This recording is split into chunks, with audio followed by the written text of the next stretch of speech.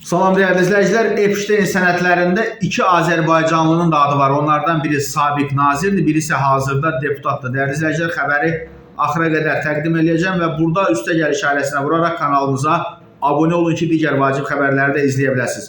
Jeffrey Epstein işi üzrə Amerika Ədliyyə Nazirliyi tərəfindən açıqlanan sənədlər dünya mediasında müzakirə olunmaqda davam edir. Minlərlə səhifədən ibarət materiallarda Epsteinin müxtəlif ölkələrdə siyasi və ictimai dairələrlə mümkün əlaqələri, səfər planları və təşkilati yazışmaları yer alır. Xəbər verildiyi kimi açıqlanan sənədlərdə Azərbaycana dair qeydlər diqqət çəkir. Sferazın məlumatına görə həmin sənədlərdə yer alan məlumatlara əsasən 2014-cü ildə Amerika Konqres üzvlərindən ibarət nümayəndə heyətinin Bakıya səfəri üçün hazırlanan gündəlikdə bir sıra Azərbaycanlı rəsmi şəxslərin adları qeyd olunub. Sənədlərdə göstərilir ki, səfərin gündəliyi deməli HDI tərəfindən hazırlanıb. İnstitutun rəhbəri Joseph Merantedir və bu ad Epsteinə aid e-maillərdə keçən adlarla uyğunluq təşkil edir.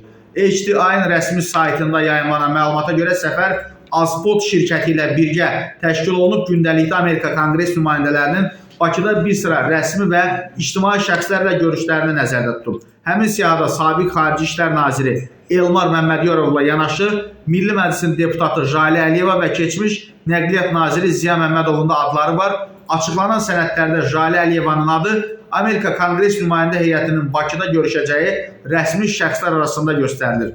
Məlumatlara görə bu qeyd səfərin rəsmi proqramı çərçivəsində yer alıb. Hazırda sənədlərdə Jale Əliyevanın Jeffrey Epstein ilə şəxsi və ya birbaşa əlaqəsinə dair konkret iddia və ya hüquqi fakt təqdim edilmir. Ziya Məmmədovun adı isə həmin dövrdə keçirilən görüşlər və səfərin təşkilinə dair qeydlərdə çəkilir. Sənədlər və açıq mənbələrdə onun Epstein ilə birbaşa təması barədə açıq sübut yer almasa da, Amerika nümayəndə heyətinin Bakıya səfəri ilə bağlı materiallarda sabiq nazirin adı kontekstual şəkildə qeyd olunur. Sənədlərdə Epsteinin bu səfərin təşkili və ya nümayəndə heyətinin formalaşdırılmasında birbaşa iştirak edib etmədiyi açıq şəkildə göstərilmir. Lakin HDI rəhbərinin adı ilə Epstein yazışmalarında keçən adların üst-üstə düşməsi və institutun bu səfərdə əsas təşkilatçı kimi göstərilməsi müzakirələrə səbəb olub. Qeyd olunur ki, sənədlərdə adı keçən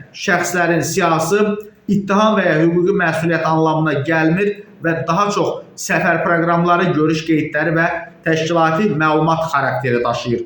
Hazırki mərhələdə bu adların sənədlərdə yer alması rəsmi ittiham kimi qiymətləndirilmir. Lakin Epstein işi ətrafında açıqlanan materiallar fonunda məsələ ictimai diqqət mərkəzində qalmaqda davam edir.